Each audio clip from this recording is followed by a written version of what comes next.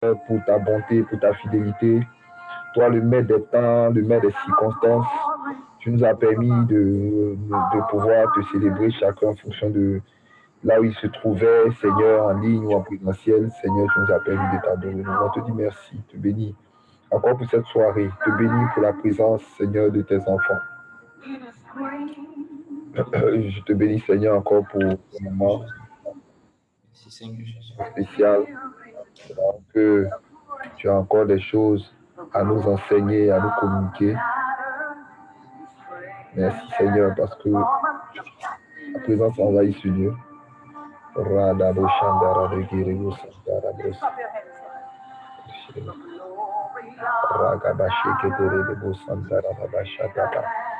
nom puissant de Jésus, béni sois-tu Seigneur. Prions pour le partage, l'enseignement de ce soir sur l'équilibre et productivité. Ce soir, nous avons la grâce de recevoir notre frère, qui est aussi académicien avec nous, frère Akilas, voilà, que Dieu a béni dans le domaine et qui va partager avec nous des choses vraiment très importantes, très intéressantes, pour lesquelles aussi on a eu l'occasion vraiment d'être bénis. Et je crois que cela va vous faire aussi beaucoup de bien. Et il sera utile pour notre équipement en tant qu'académicien, en tant que chantre, appelé au ministère de la louange. Après, prions le Seigneur, dis Seigneur, je ne vais pas rater cette visitation. Donne-moi de comprendre quelque chose, de recevoir quelque chose. Et donne-moi d'être perfectionné davantage pour te servir de mieux en mieux. Prions le Seigneur. Père, ce soir encore, nous sommes bénis, Seigneur, de recevoir ton serviteur, Seigneur, qui est 7 membres de cette académie, mais que tu as béni. Et nous voulons reconnaître le don dans sa vie, nous voulons reconnaître ta grâce dans sa vie. Seigneur, pour l'enseignement que nous sommes amenés à partager ce soir, prière, Saint-Esprit, c'est que tu disposes toutes choses, tu disposes de temps, tu disposes favorablement les connexions. Nous voulons avoir une pensée aussi pour tous ceux qui ont présentement encore un challenge pour se connecter. On dispose, Seigneur, toutes choses afin que nous puissions, tous ceux qui ont des problèmes de data ou de stabilité des réseaux, Seigneur, que nous puissions encore nous connecter et être instruits. Seigneur, ce soir encore, nous avons besoin de toi, nous avons besoin d'une révélation, d'un réma. Nous avons besoin de comprendre des choses, que notre intelligence soit illuminée en ce qui concerne les secrets de l'équilibre dans le ministère et de la productivité. Quel que soit, Seigneur Dieu, ce que nous faisons, nous savons que ces choses sont des trésors et nous voulons valoriser cela. Et si nous sommes là, c'est parce que nous avons soif de te connaître, nous avons soif de te servir de mieux en mieux. Nous avons soif aussi de pouvoir recevoir de toi, Seigneur. Ce soir, je prie pour tous ceux qui sont déjà là, ceux qui vont se connecter par la suite. Seigneur, prends le contrôle, dispose toutes choses, le temps, les circonstances, bénis ce moment, fais-nous du bien, reçois toute la louange au nom puissant de Jésus-Christ. Merci Seigneur. Amen, amen. Amen. Amen. Que le Seigneur vous bénisse. Shalom Mélodie, shalom Tata Raïssa, Karine Kona. Shalom pasteur. Voilà. Shalom pasteur. Shalom, shalom. Shalom. Ok.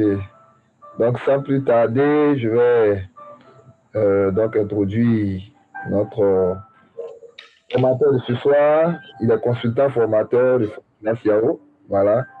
Je vous épargnerai son très long CV, mais par la grâce de Dieu, le Seigneur l'a béni dans ce domaine. C'est une bénédiction pour nous ici en Côte d'Ivoire et aussi dans ses interventions dans différents milieux, à travers dans le domaine des incubations, des entreprises, dans la formation, ainsi de suite, avec des organisations aussi internationales, tout ça. Et il est aussi chantre, hein, c'est un de nos fils spirituels à Sava et que vous avez aussi déjà eu l'occasion d'entendre, de voir aussi certainement. Voilà. Et j'ai eu vraiment à cœur qu'il partage cette compétence au niveau de l'académie parce que moi, je crois que l'équilibre et la réussite dans le ministère, c'est plusieurs choses combinées. Il y a plusieurs choses, il y a plusieurs valeurs que nous avons besoin d'acquérir. Et je crois que équiper les académiciens, franchement, pour moi, c'est vraiment mon désir de voir les uns et les autres exceller. Et vous savez, ce que vous ne traitez pas maintenant, la Bible, et par la Bible, quelqu'un disait, tout ce que vous n'apprenez pas hein, dans la douceur, vous l'apprendrez dans la douleur. Et souvent, Dieu nous donne l'occasion d'être formés, d'avoir de telles compétences. Et ça, c'est la douceur. tu es assis, on t'enseigne, tu as l'occasion de comprendre, tu as l'occasion de pratiquer des choses. Quand tu refuses d'apprendre, ben, la vie viendra aussi te donner aussi ses leçons. Et souvent, c'est au prix de l'âme, souvent c'est douloureux. Voilà. Donc, je veux vraiment vous inviter, chers étudiantes, puisque pour le moment, c'est seulement les étudiantes qui sont là. Je crois que les autres vont nous rejoindre au fur et à mesure. Nous continuons de prier par derrière pour que les uns et les autres puissent... voilà. Donc, sur ce, je vais laisser la parole à Akilas. Voilà. Et je vais te passer aussi la main, voilà, pour que s'il y a des partages, tu puisses le faire directement sur ton écran. Merci. Bonsoir, pasteur. Bonsoir à tous. Que le Seigneur vous bénisse. C'est vraiment un honneur pour moi d'être dans la position de celui qui donne aujourd'hui le module. Ce serait vraiment un partage. Je vais vraiment essayer d'aller à l'essentiel. Il y a beaucoup de choses à dire sur le sujet équilibre et productivité. Donc, pour faire beaucoup plus simple, je vais parler dans un premier temps de l'équilibre et puis dans le deuxième temps, je vais parler de productivité pour que ce soit beaucoup plus digeste. Donc, il y a beaucoup d'informations que je vais donner. Vous pourrez peut-être prendre des notes, ça serait bien. Et puis, je vais peut-être essayer d'aller rapidement pour donner le temps aussi pour des questions parce que c'est des informations peut-être que vous avez déjà ou que vous allez découvrir et ce serait beaucoup intéressant que vous posiez des questions à la fin de la présentation. Donc, je vais aller dans la suite ou dans la même veine que le pasteur pour dire qu'aujourd'hui, nous sommes à l'ère de l'information. Nous sommes à l'ère de l'information. Aujourd'hui, je crois que c'est dans le livre de Daniel que c'est écrit que dans les derniers temps, en fait, la connaissance augmentera, l'intelligence augmentera. Et nous sommes vraiment à l'ère de la connaissance, à l'ère de l'intelligence. Et à l'ère de l'intelligence, à l'ère de la connaissance, l'ignorance, c'est un choix. J'ai l'habitude de dire aux uns aux autres lors de nos programmes de formation que aujourd'hui, être ignorant, c'est un choix parce qu'aujourd'hui, la formation, elle est diffuse, elle est partout. On peut trouver la formation partout. Moi, j'ai une bibliothèque numérique de près de, je sais plus, j'ai de près de 3000 livres dans plusieurs domaines, en fait, qui touchent à mon domaine de compétences. Donc, je peux pas, par exemple, dire que il y a telle ou telle information qui m'a manqué parce que si je suis ignorant dans un domaine, c'est un choix. Et ça, c'est la première information. La deuxième chose, je voulais qu'on parle un peu de nos pensées de façon sur le plan scientifique et ça pourrait nous aider sûrement à gérer beaucoup de choses sur le plan spirituel parce que je suis de ceux qui croient que la science a été donnée par Dieu. Voilà. C'est vrai que les scientifiques ont tendance à avoir la grosse tête, mais la science vient de Dieu. Il a donné une certaine sagesse aux hommes. Et c'est la science même est définie par les grands scientifiques. On dit c'est toute la sagesse que l'homme maîtrise, ou c'est toute la sagesse en fait qui est à la portée de l'homme. Donc pour dire que ce que Dieu nous a donné comme science, c'est aussi pour nous aider à mieux le connaître. Donc parler d'équilibre, c'est parler en fait de nos pensées parce que c'est de là que tout vient. Il faut savoir que vous et moi avons 60 à 70 000 pensées par jour. Nous avons 60 à 70 000 pensées par jour. C'est-à-dire que ce soit Pasteur Yoa, que ce soit Mélodie Ophel, que ce soit Tata Raïssa, que ce soit Maman Nisa, nous avons 60 à 70 000 pensées par jour qui nous traversent l'esprit. Les pensées qu'on contrôle, qu'on ne contrôle pas. En tout cas, les pensées qui nous traversent l'esprit, nous en avons 60 à 70 000. Et il y a quelque chose d'assez étonnant, je vais dire, oui, d'assez étonnant quand même, c'est que 90% de vos pensées d'aujourd'hui ont un lien avec celles d'hier. Ça veut dire qu'aujourd'hui, la plupart de vos pensées aujourd'hui, donc 90% des 70 000 pensées que vous aurez jusqu'à minuit aujourd'hui, là, auront un lien avec hier ou avec le passé. Donc, quelle est l'information que cela nous donne aujourd'hui? C'est que la plupart des personnes vivent dans le passé. La plupart des personnes sont prisonnières de leur passé. Et ça, c'est scientifiquement prouvé. Si aujourd'hui, j'ai 70 000 pensées et que de ces 70 000 pensées-là, il y a seulement, je sais plus comme si, il y a plus de 90% qui sont issus de ce que j'ai vécu hier ou ce que j'ai vécu dans mon passé, c'est sûr que ça m'envoie l'information que je suis prisonnier de mon passé. Donc, voici une des origines du manque d'équilibre. C'est qu'on n'est pas porté sur l'avenir, mais on est beaucoup plus focalisé sur le passé. Et donc, dans la plupart du cas, ou la plupart des cas actuellement, on peut scientifiquement prouver que c'est, ou si vous voulez, ce sont nos pensées qui sont à l'origine de notre situation actuelle. Tout se passe dans notre pensée. Et ça m'a... Découvrir ce genre d'informations-là, en fait, ça nous fait comprendre pourquoi Paul dit « Ne vous conformez pas au siècle présent, mais soyez transformés par le renouvellement de l'intelligence. » Et ça m'a vraiment, vraiment, vraiment... ça m'a vraiment ouvert les yeux sur toute la portée de ce message. Je crois que c'est Romains 12, verset 2, qui dit « Ne vous conformez pas au siècle présent, mais soyez transformés par le renouvellement de l'intelligence, afin que vous discerniez quelle est la volonté de Dieu, ce qui est bon, agréable et parfait. » Et si nous comprenons que notre intelligence n'est pas renouvelée par rapport à beaucoup de choses, comme le pasteur a l'habitude de nous dire, nous sommes sauvés. Nous sommes sauvés, en tout cas l'enseignement que nous avons reçu de la nouvelle naissance, c'est que notre esprit, il est sauvé comme jamais, jamais auparavant. Mais ce sur quoi nous sommes en train de travailler, c'est au niveau de notre âme. Là où il y a nos pensées, nos émotions, notre volonté, à ce niveau-là que le travail est à faire. Et imaginez quelqu'un qui a 70 000 pensées et à 90% pense à un abus, pense à une fracture, pense à la colère ou à l'humiliation du passé. Ça veut simplement dire que cette personne-là vit esclave de son passé, ne peut pas être productive. Donc, on peut avoir un ministère qui bénit les gens, on peut avoir un travail qui bénit les gens, mais en fait, on manque d'équilibre. On manque d'équilibre parce qu'on vit dans le passé. Mais il faut avoir ce genre d'informations-là pour comprendre. Donc, s'il y a quelqu'un qui est connecté aujourd'hui, qui se posait la question de « mais je suis sauvé, mais pourquoi est-ce que je n'arrive pas à me défaire de telle chose ?» Ça peut nous aider à mieux demander l'aide du Saint-Esprit. S'il te plaît, je crois qu'il y a des gens... Allô, pasteur, tu dis? Oui, tu seras obligé de le faire entrer encore. D'accord. Je t'ai mis off. Oui. Pour l'instant, ok, d'accord. Ok, il y a des personnes qui sont... Désolé. J'ai mis... Désolé.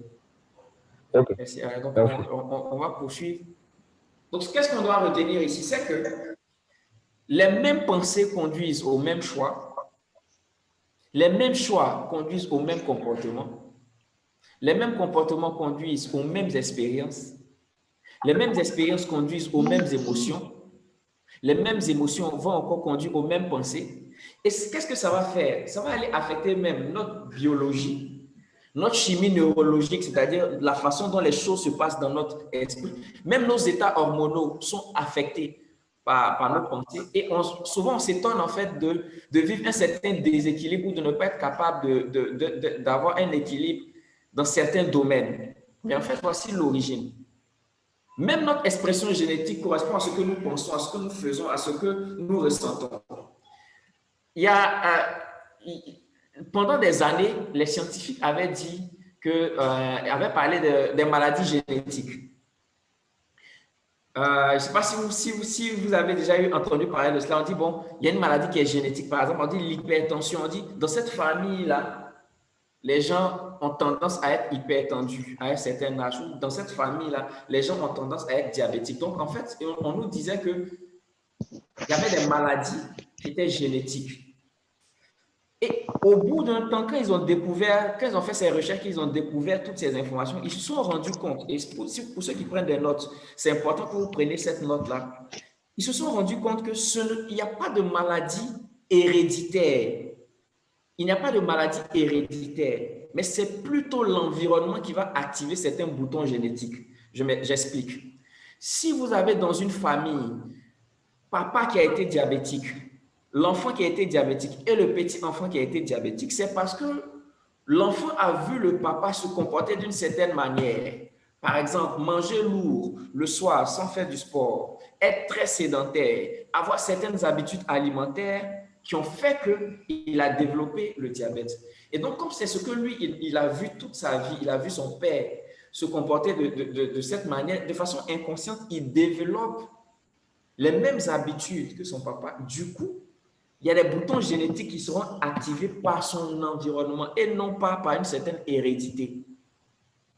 Donc, déjà, ça peut nous aider à savoir qu'on n'est pas condamné à vivre les mêmes maladies ou bien à vivre les mêmes situations que notre environnement. Mais le véritable problème, c'est que notre environnement, nous sommes à plus de 80% le fruit de notre environnement. Ok. Donc, si tu as dans ta famille quelqu'un qui a été diabétique, il faut arrêter de dire que c'est génétique ou bien c'est héréditaire. Non, c'est juste que si tu restes dans cet environnement et que tu ne renouvelles pas ton intelligence par rapport à ça, ça va activer des boutons génétiques du diabète ou bien de l'hypertension. Voilà. Donc, la première chose à savoir par rapport à l'équilibre, c'est être conscient de nos pensées, surtout nos pensées inconscientes. Il faut pas tout simplement, il faut pas tout de suite chasser les pensées. Il faut souvent aussi essayer de faire le tri.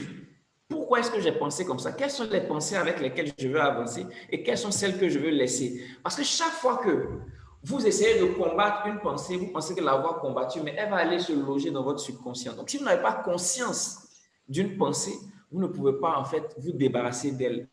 Ou bien vous ne pouvez pas dire je fais sans elle.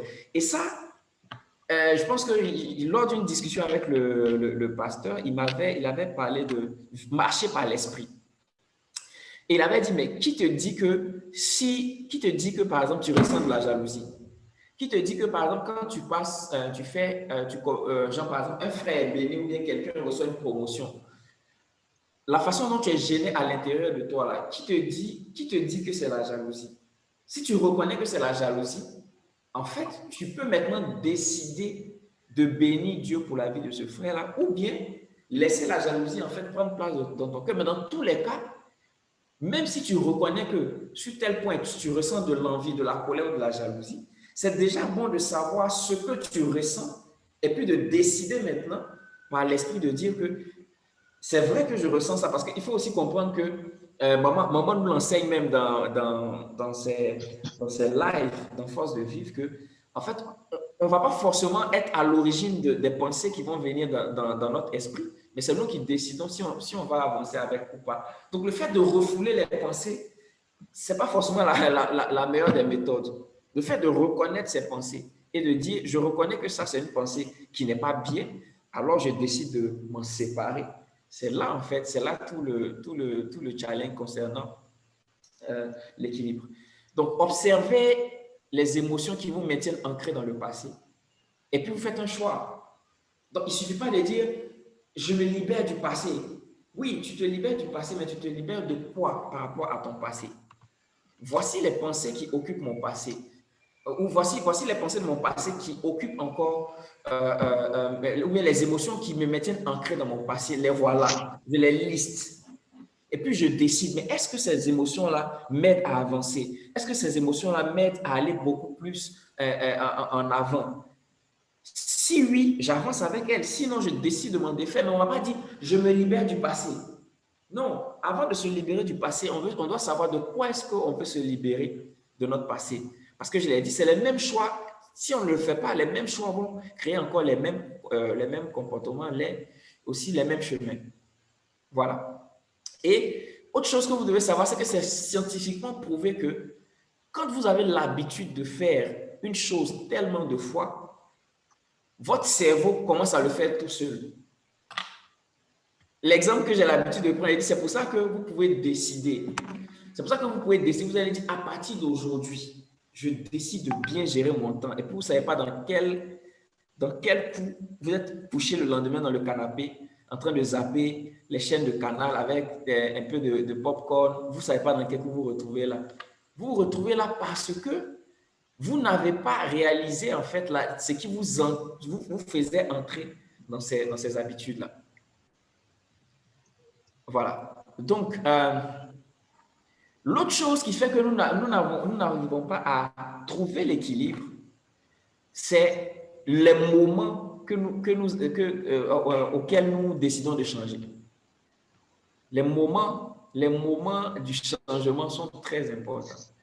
Dans la plupart du temps, la plupart des personnes décident de changer dans les crises, dans le drame, dans la perte ou bien la nouvelle année. Alors que quand tout va bien, comme le pasteur l'a dit, quand tout va bien, quand on a l'occasion, par exemple, de venir nous former par rapport à l'académie, c'est les meilleurs moments pour changer parce que c'est les moments où je ne vais pas dire on a toutes les cartes en main, mais on est beaucoup plus posé. On n'est pas secoué. C'est vrai que le fait d'être secoué peut nous pousser à changer, mais il faut absolument trouver un moment propice où on est vraiment posé, sans émotion, sans état d'âme, pour faire un point et puis décider d'avancer. Donc, si vous continuez à penser dans le passé, j'ai dit au début que vous avez 70 000 pensées par jour, 90% de ces pensées-là sont issues du passé. Donc, si vous continuez à penser dans le passé, qu'est-ce que ça veut dire? Je vais poser la question. Si quelqu'un peut me dire, peut essayer de faire l'analogie. On a 70 000 pensées par jour. 90% de nos pensées, de ces 70 000 pensées-là, sont issues du passé. Qu'est-ce que ça veut dire en fait? Si on veut parler de futur, de nos projets, tout, qu'est-ce que ça voudrait dire? Le micro, la parole est libérée. J'ai besoin de quelqu'un pour m'aider. Est-ce que je peux essayer, Seraïsa? Oui. Peut-être que ça voudrait dire que les choses auxquelles on a pensé, souvent nous reviennent comme des idées ou des choses que notre esprit peut-être a déjà visité dans le passé, souvent nous reviennent. D'accord. Bon, c'est une explication que je peux te donner. D'accord. C'est très bien et elle me permet de faire la transition. Ça veut dire que si vous continuez à penser dans le passé, votre passé devient votre futur. Si vous continuez à penser dans le passé, votre passé devient votre futur. Parce que finalement, j'ai l'habitude de dire ça, et ça c'est scientifiquement pour dire le futur, ça n'existe pas. Le futur n'existe pas. Le futur, c'est pas un temps. On dit le futur, c'est lorsque la conscience humaine rencontre le temps. Donc ça veut dire que si le bagage de vos pensées d'aujourd'hui sont à 90% issus des pensées d'hier, ça veut dire que demain aussi 90% de vos pensées seront issues des pensées d'aujourd'hui. Ça veut dire que votre passé devient votre futur. Et pour ça que certaines personnes s'étonnent qu'il n'y ait pas de changement. Mais il n'y a pas de changement, c'est normal. Il n'y a pas de changement parce que tu as 70 000 pensées par jour, mais 90% de ces pensées-là sont issues du passé. Ça veut dire que tu es encore dans le passé. Que le Seigneur nous aide. Vraiment. Donc, pensez, les scientifiques, la seule chose qu'ils n'ont pas le courage de dire, ou bien le seul mot qu'ils n'ont pas le courage de prononcer, ou bien le seul nom qu'ils n'ont pas le courage de prononcer, c'est Dieu, c'est Jésus. Il vous dit que trouver l'équilibre, pour trouver l'équilibre, on va demander aux gens de penser et agir plus grand que leurs conditions de vie. Est-ce qu'ici, on n'est pas en train de parler de la foi? Est-ce qu'on n'est pas en train de parler de la foi ici? Quand on te demande de penser et d'agir plus grand que ta condition de vie, est-ce que ce n'est pas le mécanisme de la foi ici? Amen. Voilà. Amen. On dit que c'est notre façon d'agir qui va déterminer et qui va façonner notre situation. Exemple, on est à une réunion. Élie vient d'arriver. Élie, c'est un ami. Et puis Élie, on a l'habitude de plaisanter. Élie m'appelle Wo. Élie m'a appelé Wo. Je ne réagis pas. Je plaisante même, je ris. Et puis le lendemain, ou bien quelques heures après, je vais au marché. Et quelqu'un au marché m'appelle Wo. Et puis je commence à saquer la personne. En fait, c'est le même Wo. Mais c'est ma façon d'agir qui a déterminé et qui a façonné en fait la situation. Sinon, c'est le même Wo. Donc, trouver l'équilibre, c'est penser en dehors des sentiers battus. Et puis de voir que, et ça aussi c'est scientifiquement prouvé, et la Bible nous dit de marcher par la foi et non par la vue. Les scientifiques disent que ce ne sont pas les yeux qui voient, mais c'est le cerveau qui voit. Je pense que c'était le pasteur Oyoa ou bien Maman Oyoa qui avait envoyé un exercice où on avait mis une couleur et puis il y a certains qui voyaient un peu vert, d'autres voyaient un peu bleu. En fait, cet exercice-là vient nous montrer à quel point c'est vrai. Ce ne sont pas les yeux qui voient, mais c'est le cerveau qui voit. Donc, nous qui connaissons l'origine de ça, on a la possibilité en fait de marcher par la foi et non pas par la vue. Donc, nous devons trouver l'équilibre, c'est penser plus grand que son insécurité, par exemple. C'est commencer en fait à traiter les questions de procrastination. La procrastination, c'est le fait de remettre à plus tard ce qu'on peut faire maintenant. Et donc, peut-être qu'on aura l'occasion d'en parler une prochaine fois. Ce n'est pas vraiment l'objet de notre formation du jour, mais je veux nous dire que nous pouvons faire l'effort. C'est un travail qu'on fait quotidiennement. Nous pouvons faire l'effort de trouver l'équilibre. Pourquoi? Parce que c'est possible. Pourquoi c'est possible? C'est possible parce que des gens l'ont fait avant nous. Tous ceux... il y a des scientifiques qui ont fait une étude sur des personnes atteintes de diabète. Mais ils ont pris des personnes qui étaient atteintes de diabète de type 2. Donc, le diabète de type 1, c'est le diabète qu'on va développer à la naissance. Dès la naissance, le diabète de type 2, c'est le diabète qu'on va contracter parce qu'on ne fait pas du sport, parce qu'on ne contrôle pas nos habitudes alimentaires, tout ça. Et donc, ces personnes-là, on leur a dit, bon, on ne va pas vous donner d'insuline. Mais ce qu'on va vous faire, on va vous faire regarder un spectacle comique. Donc, on leur a fait regarder un spectacle comique et ils se sont rendus compte que 75% de ces personnes-là, pendant qu'elles riaient, pendant qu'elles pensaient à autre chose que le diabète, c'était comme si elles recevaient en fait un taux élevé d'insuline. Et avec le temps, il y a beaucoup même qui ont eu ce qu'on appelle en médecine des rémissions spontanées. Juste parce qu'elles étaient toujours joyeuses, parce qu'elles étaient dans un environnement qui, en fait, les mettait dans un état où elles ne pensaient plus au diabète. Et voici comment est-ce que ces personnes-là ont retrouvé l'équilibre. Vous voyez que, et ça montre quoi? Ça montre que quand un événement arrive une fois, on dit que c'est le hasard. Si ça arrive 2 fois, on dit que c'est une coïncidence. Si ça arrive 3 ou 4 fois, on dit que c'est un modèle. Mais quand ça arrive plusieurs fois, ça commence à devenir une loi. Et comment est-ce qu'on peut commencer à découvrir ou à savoir comment est-ce qu'on peut trouver l'équilibre? La première des choses, c'est de savoir que au lieu de trop s'embrouiller, et ça on le fait tous, mais ces informations nous permettent en fait d'avancer. La première des choses, et je pense que nous l'avons déjà accepté, mais nous devons le réaliser chaque jour, c'est d'accepter de croire que Dieu existe et que c'est lui qui nous donne la vie. Je pense que ça, on est d'accord avec. Mais on ne va pas toujours en profondeur. On ne va pas toujours en profondeur. J'aime bien la partie où... Pardon, je vais taper un micro. Ma personne va venir, puis tu t'appelles, c'est quelle jolie chair. Ça, c'est clair. C'est bon, toi. C'est quelle boutique? Désolé, je ne sais pas qui a le micro ouvert. Non, là, c'est fermé. Oh là là. Où elle allait payer là? Attends, moi, il y a 2 stations. Non, il n'y a pas de quoi. Non, moi, je dois partir, ça devait. Bon, ok. Désolé, je devais fermer les micros. On va poursuivre. La question est pour tous les académiciens. Qui change les valves de notre cœur, en fait? Quand les valves de notre cœur sont un peu usées, ce renouvellement-là, qui fait ça? Qui fait ça?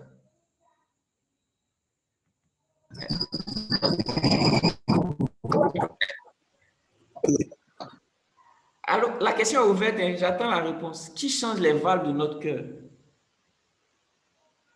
Les petits tuyaux, là. Qui change ça? Ou bien on ne se comprend pas? Allô, allô, allô, vous m'entendez? Ah, Oui, oui. Nathan, t'as réfléchi. Mais la question est dit, est-ce que vous savez que quand nous buvons l'eau, quand nous mangeons, quand nous faisons de l'exercice, tout, quand notre cœur est en mouvement, en fait, à un moment, les valves là, elles ont tendance en fait à s'user, mais en fait, il y a un filtre qui se fait et puis ça se change. C'est comme des câbles en fait de véhicules qui sont changés. Qui fait ça? L'autre question que je vais vous poser, bon, c'est pas grave, même s'il n'y a pas de réponse. Est-ce que vous savez qu'on perd en moyenne 10 millions de cellules chaque seconde, et puis il y a 10 autres millions qui se créent chaque seconde. C'est-à-dire que bon, ça dépend aussi de l'âge. Hein. Plus on grandit, ça devient beaucoup plus. Mais en fait, pendant qu'on est en train de parler là, il y a des millions, peut-être même des milliards de cellules qui se changent chaque seconde. Donc quand la journée va finir, ça sera des milliards, mais vous allez perdre, ça sera 10 millions de cellules qui vont se perdre, et puis 10 millions de nouvelles cellules qui vont se recréer. Qui fait ça? Il y a les enzymes qui parcourent tout notre ADN pour maintenir notre corps en bon état. Qui fait ça? Si vous prenez l'ADN dans le corps, on dit c'est tout petit comme ça, mais quand vous faites sortir du corps, là, vous pouvez étaler ça sur des kilomètres. Et ça, il y a des enzymes qui parcourent l'ADN pour maintenir notre corps en bon état. Est-ce qu'il y a quelqu'un dans cette académie-là qui, un bon matin, s'est dit, bon, je vais ouvrir mon cœur pour changer des valves. Ou bien quelqu'un a dit, bon, je vais changer 10 millions de cellules et puis je vais en créer. Si on devait le faire, je ne sais pas si on aurait le temps. Hein. Déjà, peut-être c'est deux cellules seulement qu'on aurait changé l'heure. Et ça, c'est scientifiquement. Ça nous montre quoi? Ça nous montre que Dieu qui nous donne la vie, là, il nous aime beaucoup plus que nous. Et il prend soin de nous sans que nous-mêmes nous sachions ce qui se passe à l'intérieur. Pendant que je suis en train de vous parler, là, il est en train de... Il y a les cellules, il y a certaines cellules de votre corps, là, il dit que c'est usé. Et lui, nous, là, on fait vidange, je ne sais pas combien de mois pour ceux qui ont voiture. Dieu, il nous aime tellement que chaque seconde, il renouvelle nos cellules. Est-ce que vous réalisez à quel point il prend soin de nous? Et voici un Dieu qui prend soin de toute sa création, parce qu'il n'y a pas que les enfants de Dieu, hein, c'est toute la création, hein, ça arrive à tout le monde. Bouddhistes, musulmans, païens, sorciers, tout cela. Chaque seconde, vous perdez 10 millions, au moins 10 millions de cellules, il y a 10 millions qui sont renouvelés. Et vous croyez que ce Dieu-là n'est pas capable de nous donner une vie équilibrée, ou bien on croit que ce Dieu-là n'est pas capable de prendre soin de nous. Du coup, on passe notre vie à penser à comment est-ce qu'on va résoudre les problèmes qu'on a reçus tout à l'heure et on n'arrive pas en fait à nous concentrer sur le futur glorieux qu'il nous a donné. Et voici la source du déséquilibre. Voici la source du déséquilibre. Le déséquilibre vient du manque de foi, c'est tout. Notre déséquilibre vient du manque de foi. Si on peut réaliser que Dieu nous aime beaucoup plus que nous-mêmes, et si nos esprits pouvaient concorder, vous ne pouvez pas imaginer, je ne peux pas imaginer tout ce que le Seigneur, en fait, dépose ou bien dispose pour nous chaque jour. Mais on passe toujours à côté parce que on croit que c'est nous qui sommes capables de changer la situation. On dit que lui-même, là, il change tes cellules. Regardez, le pasteur nous a présenté la dernière fois une vidéo sur le système, comment le corps est organisé. On n'est pas capable de faire une seule partie. Il le fait pour nous, en fait. Ça, c'est la question de l'équilibre. Je suis en train de terminer sur la question de l'équilibre. Je vais essayer d'aller rapidement. Nous devons pour arriver à trouver l'équilibre, nous devons revenir sur la question. Je reviens sur la question de la base même de nos actions. Nos actions, nos réactions, tout ce que nous faisons chaque jour. Vous devez savoir que nos actions, nos réactions, nos conversations même sont basées la plupart du temps sur ce que nous maîtrisons ou sur ce que nous prétendons savoir. Et ça aussi, c'est un problème. On n'arrive pas à être productif parce que nous sommes limités à ce que nous croyons savoir. Ce que nous savons, ce que nous pensons, ce que nous croyons savoir. Et je vais vous donner des statistiques rapidement. C'est pas, bon, vous n'êtes pas obligé de les prendre. Hein. Vous devez savoir que il y a ce que nous savons Et ça occupe 12% de notre cerveau. Bon. Je sais par exemple que je suis à Abidjan en ce moment. Je sais qu'à cette formation-là, il y a Élie qui est présent. Ça, c'est ce que je sais que je sais. Ce n'est que 12% de mon cerveau. Et puis, il y a ce que nous ne... Vous avez déjà noté ça, hein? Oui. OK. Ensuite, il y a ce que nous savons que nous ne savons pas. Ne soyez pas trop embrouillés, je vais expliquer. Il y a ce que nous savons que nous ne savons pas. Si je vous demande c'est quoi la capitale de Papouasie-Nouvelle-Guinée, je sais que 90% de personnes dans cette académie vont dire je ne sais pas. Pas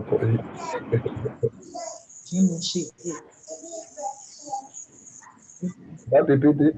Ah, je ne sais pas. Un pays. C'est un pays.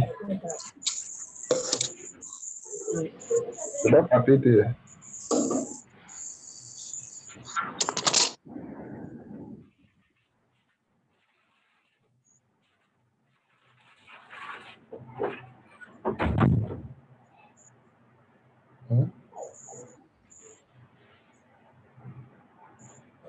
Est-ce qu'il est là? Allô, le formateur là?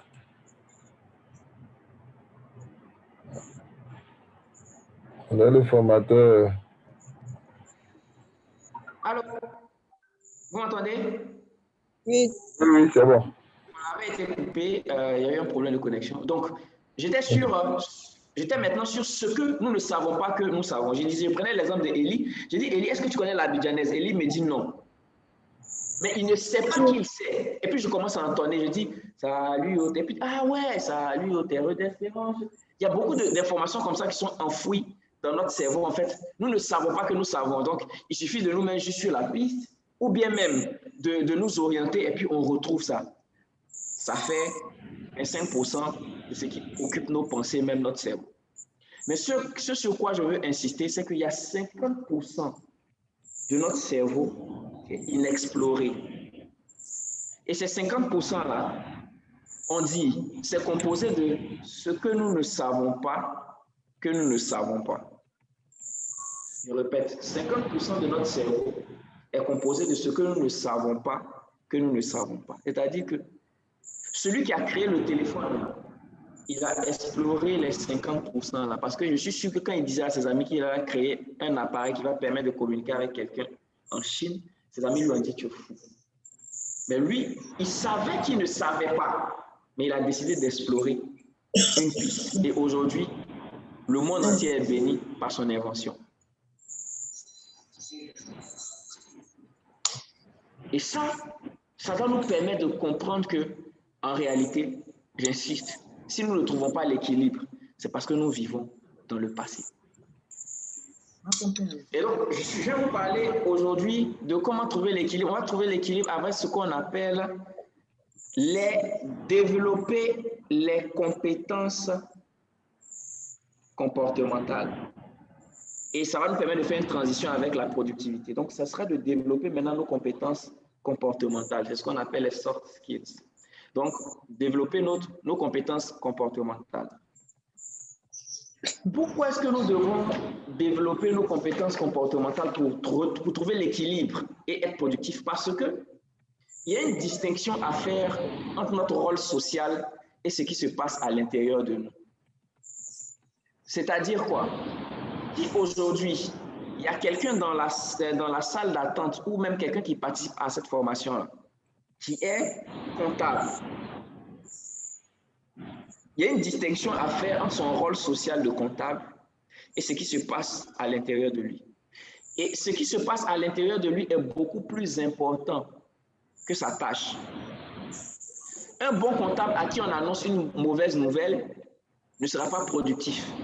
Parce que ce qui se passe à l'intérieur de lui est beaucoup plus important que sa tâche, que son rôle social.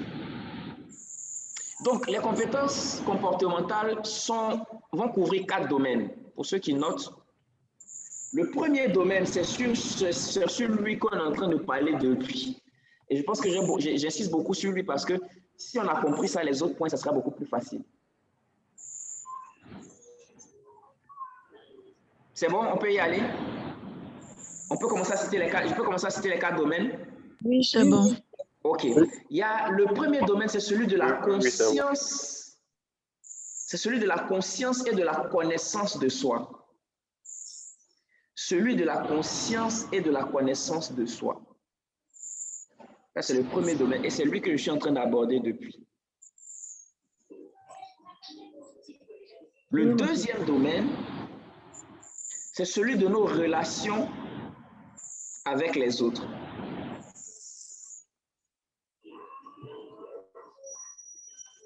Le troisième domaine, c'est celui de l'action, le domaine de l'action, donc agir, celui de l'action. Et le quatrième domaine, c'est celui qu'on appelle la flexibilité cognitive, mais plus simplement, vous pouvez dire c'est celui, le fait d'apprendre à apprendre. Apprendre à apprendre. Par exemple, ce que nous, on est en train de faire au niveau de l'académie, on est en train d'apprendre à apprendre. Donc, au niveau de la conscience et de la connaissance de soi, je vais aborder juste un point, mais qui fait 80% de ce domaine-là. Je vais aborder le volet, la question de l'intelligence émotionnelle. Donc, vous pouvez noter l'intelligence émotionnelle. On va parler d'intelligence émotionnelle. C'est vraiment dense. C'est des programmes de formation qui durent au moins 3 mois. Mais j'essaie vraiment de faire commencer. Je pense que par la grâce de Dieu, on pourra toujours trouver des occasions en fait, d'aller beaucoup plus en profondeur. Donc, l'intelligence émotionnelle. L'intelligence émotionnelle, c'est la capacité à reconnaître, à ressentir. Donc, reconnaître ses émotions. Vous pouvez toujours mettre ses émotions à côté. Donc, c'est la capacité à reconnaître ses émotions, à ressentir les émotions, à gérer ses émotions, à se remémorer les émotions, à utiliser ses émotions et celles des autres.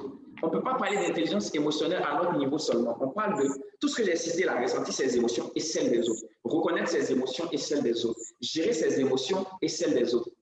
Remémorer ses émotions et celles des autres. Utiliser ses émotions et celles des autres. Comprendre ses émotions et celles des autres. L'intelligence émotionnelle. Et je vais vous inviter à faire un petit tableau pour ceux qui notent. Pour ceux qui notent, vous allez faire un petit tableau. Donc, vous allez faire 2 lignes et 3 colonnes. Je vais peut-être partager mon écran par rapport à ça pour que vous voyez un peu ce que j'ai fait. Pasteur, je pense que tu dois me permettre, m'autoriser à partager mon écran.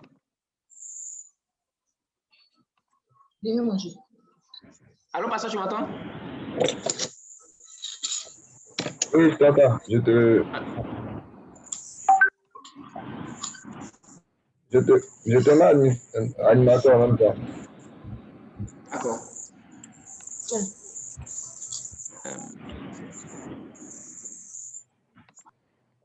Voilà, c'est bon.